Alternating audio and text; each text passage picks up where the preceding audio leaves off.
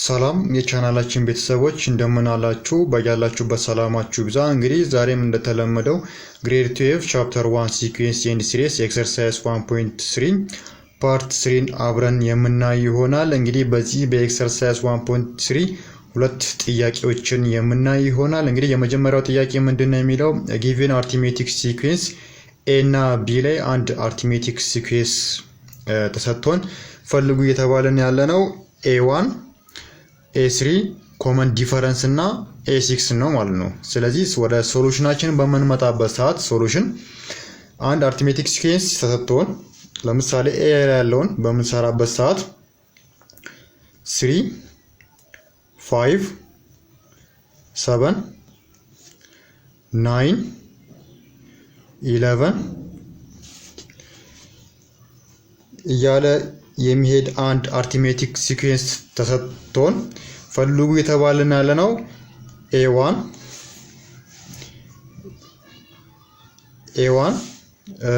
A3 እንዲሁም ኮመን ዲፈረንስ D እንዲሁም A6 ነው ማለት ነው። ስለዚህ A1 አችን እንደሚታወቀው 3 ነው።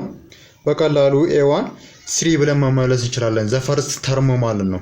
ኢን ኤ ጊቭን አርithmetic ሲኩዌንስ ዘ ፈርስት ተርም 3 ነው። A3 ደግሞ ሶስተኛው ተርም፣ የመጀመሪያው ተርም 3 ነው፣ ሁለተኛው 5 ነው፣ ሶስተኛው ደግሞ 7 ነው። ስለዚህ A3 አችን 7 ይሆናል። ኮመን ዲፈረንሳችን ነው። ኮመን ዲፈረንስ ማለት የራሱ የሆነ ቻለ ፎርሙላ አለው። AN + 1 - AN ነው። በዚህ መሰረት በምንሰራበት ሰዓት 5 - 3 = 2 ይሆንልናል ማለት ነው። ስለዚህ ኮመን ዲፈረንሳችን 2 ነው በዚህ መሰረት። ሌላኛው A6 ነው ፈልጉ የተባለው። A6 ማለት ደግሞ ማለት ነው A5 ፕላስ ኮመን ዲፈረንስ ማለት ነው። ስለዚህ A5 ያችን ማን ነው 11 ነው። 11 ፕላስ ኮመን ዲፈረንሳችን አግኝተናል 2።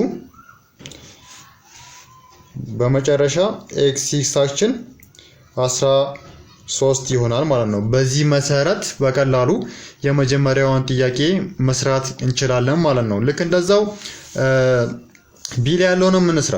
ቢ ላይ ያለው ተመሳሳይ ነው፣ ያው ጊዜ መግደል ነው የሚሆነው። ቢ ላይ ያለው A1 ፈልጉ ነው የሚለው። ያው A1 አችን የመጀመሪያው ተርም 9 ነው። እንዲሁም ደግሞ A3 አችንን ደግሞ A3 አችን እንደምታዩት 3 ነው። ሌላው ኮመን ዲፈረንሳችን ለማግኘት ከ3 ላይ -6 ነው። ከ3 ላይ 6 ነው የምንቀንሰው። ይሄም ደግሞ -3 ይሆናል ማለት ነው።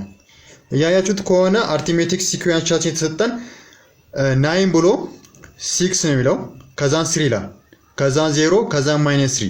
ይሄ አርithmetic ሲኩዌንስ በ3 እየቀነሰ እንደሚሄድ ነው የሚያሳየን። ኮመን ዲፈረንሳችን -3 መጣ ማለት። ስለዚህ እዚህ ጋራ A6 አችንን ለመፈለግ ምንድነው የምናደርገው? አሁን እንደሰራ ነው። A6 ማለት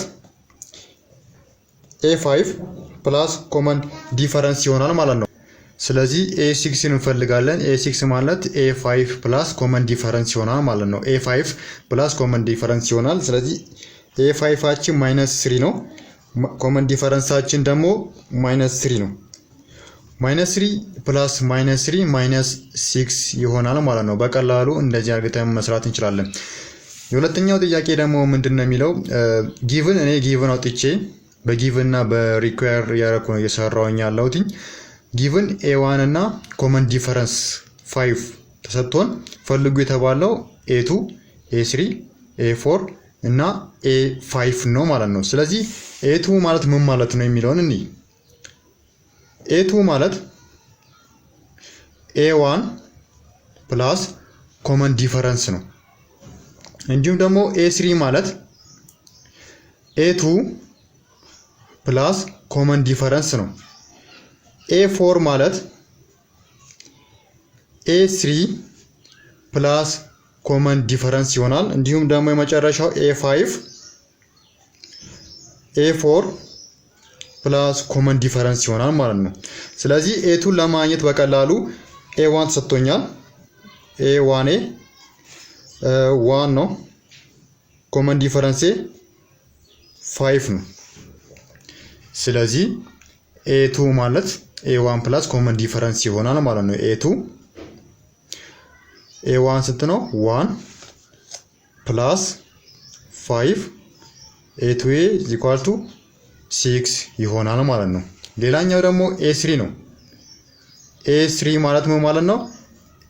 A2 ፕላስ ኮመን ዲፈረንስ ነው። ስለዚህ A2 አግኝተናል። ስንት? 6 ሲደመር 5 is equal to 11 ይሆናል ማለት ነው። ሌላኛው A4 ነው። A4 is equal to A3 ፕላስ ኮመን ዲፈረንስ ይሆናል ማለት ነው። ስለዚህ A3 ስንት ነው? 11 ፕላስ ኮመን ዲፈረንሳችን 5 ይሆናል። 11 ፕላስ 5 16 ይሆናል ማለት ነው። ሌላኛው ደግሞ A5 ነው። A5 ማለት A4 ፕላስ ኮመን ዲፈረንስ ነው። A4 አግኝቻለሁ። 16 ሲደመር 5 is equal to 21 ይሆናል ማለት ነው። እንግዲህ በዛሬ ቪዲዮ ላይ ይዤላችሁ የቀረብኩት ይሄን ይመስል ነበረ። በሌላ በፓርት 4 እስክንገናኝ ድረስ ሰላም።